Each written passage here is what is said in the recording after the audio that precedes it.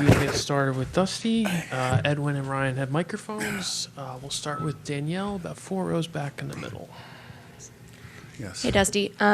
Last night after the ejection, were you able to still be involved in the decisions for pinch hitting in the ninth, or who was making those? Well, I mean, those are things that, like I told you before, I'm always inning or two ahead. So, I was telling guys to get prepared long before the action. So, doesn't matter who made the decision, we won. I mean, but obviously it paid off in a big way. But what went into the reasoning to put Diaz and Singleton up in those big spots? Well, like I said, I don't really feel like I really need to understand. This is a thing that worked and we won. We'll go to Christy here in the second row. Hey, Dusty, with Yes. you guys going 3-0 in your orange jerseys, is there any thought to wearing them tomorrow night? I don't know. I haven't even talked to Carl. I know Framber likes to wear the blue. And so it's I got to talk to Carl and Framber again. And kind of to build off that, everybody's talked all season about y'all's struggles at home. Like, what is kind of the message now? I mean, obviously they know they have to win, but like, is there anything you're saying about that? No. I mean, what can I say? If I had the magic words, I'd have said them like 2 months ago. So we just got to get it done. There are no words that can describe what we have to do. Simply action. Go to Disha on the left center aisle there. Hey, Dusty. Yes. Just yesterday after you were arguing with the umpires, they eject you, and then you sat back down on the bench. Just what was your thought process in doing that? And, can you kind of just take me through what was Well, my going through your thought mind? process is that I wasn't ready to go because it shouldn't have happened in the first place. That was my thought process.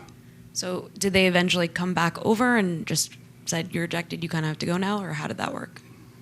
Well, yeah, they came back over. I mean, were you watching yesterday? Yeah. Okay, then you saw them come back over then, right? I was wondering what they said to you. Well, they didn't say much. They kind of just turned around and said, he's not leaving. And then they turned around and said they can't start till I leave. Go to Chandler on the same row. Dusty, tomorrow should have a ton of emotion and kind of intensity involved with the game. With Framber, just how incumbent is it that he controls himself, controls his emotions? And Well, it's always incumbent to that. But Framber's pitched big games before. I mean, I think we were making a lot out of Framber's emotions. In the last couple games, it wasn't his emotions as much as his location. He wasn't sharp. So the main thing is that we have to, or Framber has to, and Maldy.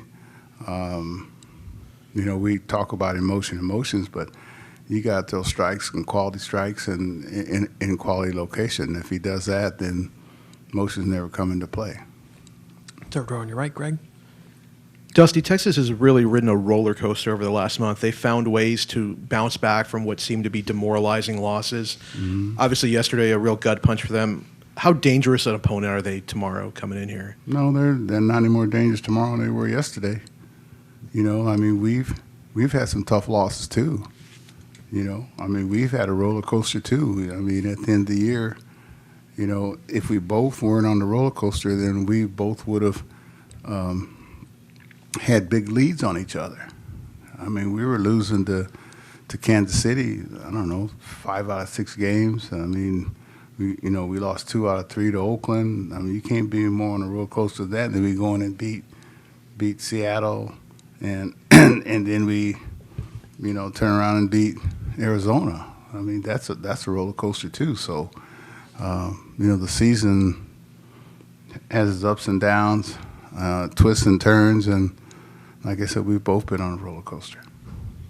Go 1 row behind with Matt. Do you expect any sort of carryover from last night into tomorrow regarding the tensions or anything like that? Regarding what? Regarding the tensions coming out of the 8th inning? Yeah, probably. How do you think that might manifest itself? Man, I don't know. I don't have no crystal ball. It's going to be what it's going to be. You know, you have to wait and see, just like me. You know, like you don't script it. It just happens. Go to Adam in the second row on your left, Dusty. Along those lines, Dusty, I mean, you've talked about, kind of feeding off the energy. There have been, some times these past few seasons under your leadership that incidents have maybe sparked this club. Can you kind of speak to what that does, maybe kind of adding a little bit of fuel to the bunch? Well, I mean, you don't necessarily want the people and the kids in the country, the fans, and the players. The players don't want to get into fights and skirmishes. I mean, and most of these guys know each other. Especially the Latin guys are closer than anybody. But when emotions get high, I mean, you ever got in an argument with your mom or your dad or your brothers? I mean, it happens, and you don't script it. It's a spontaneous, combustible reaction that gets out of control. So, and most of us want to be under control. Most of us just want to play ball. Most of us don't want to box, But if it comes to that, most of the time you feel terrible after, but during it gets out of control. Second row on your far right, Jerome here. Dusty, I talked to John Singleton in Minneapolis, and he said he was going to be ready when his number is called. That's easier said than done for a guy and as a player. I know you know that rhythm thing. What went into the decision of knowing that, or you thinking that he could deliver at that time, and then how impressive was him to come out there and not be over anxious? I've been telling him that he was going to come up big. I told Kessinger the same thing. I said, hey, man, you're going to have a big role sooner or later in this part. You stay ready. I mean, that's their job. And it's up to us to keep them ready and remind them to be ready. I mean, I told Big Singleton, I said, dude, you might hit the home run that sends us to the World Series. That's part of my job as a manager and part of my job to believe in the players. I don't know if you guys remember. Remember, I told y'all that the circle is not complete unless the lesser is equal to the greater. So this is all part of the things I've been saying. I hate to repeat myself. Go far back on your left with Chandler. Dusty kind of got lost in the shuffle, but Tucker's double off of Chapman to get Leclerc in the game, and I mean the domino effect that had. Do you think that swing is something that can maybe get him going a little bit? And how encouraging was that to go? No, that was big. That was big. I mean, his last two hits have been a blooper and then off of Chapman. I mean, that was huge. That went unnoticed to get Leclerc in the game, and those extra pitches that's why I'm not crazy about putting reliever in one and a fraction in the eighth inning, because if he has a semi long at bat or whatever it is and then sit back down and has to get back up, then that's become very difficult. Back in the day, when there were 3 inning saves, which you'll never see again, unless by accident. Yeah, that was huge. You don't know if it had any effect on Leclerc or not, but most of them are more used to 1 inning saves. Stand left with Andrew.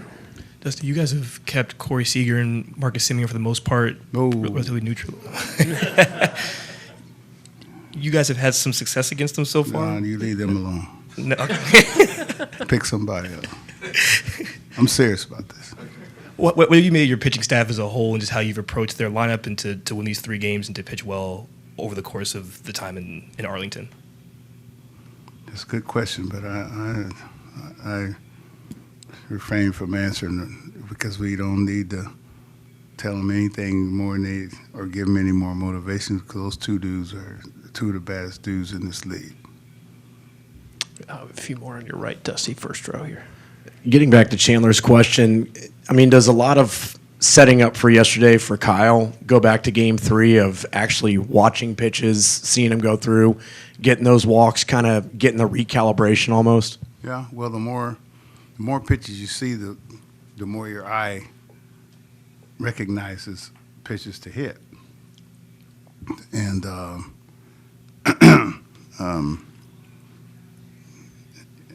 you know, I had hoped when I moved him down to 6 that he would see more pitches, but he would at least get some pitches to hit at the same time. You know, so am I crazy about him being in 6? No, but I need to get him going in order for me to move him, you know, back up. And, you know, pretty soon I think he'll be ready. Good. Christy in the second row.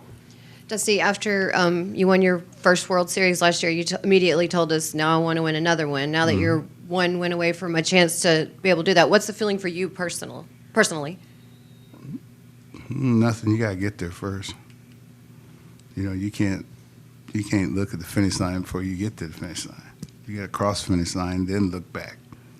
So, and then, you know, hopefully we win tomorrow. Then I'll tell you what the feeling's like tomorrow on another step of the journey. You know, I mean, this is, you know, we got 5 steps to go, but number 1 step is tomorrow.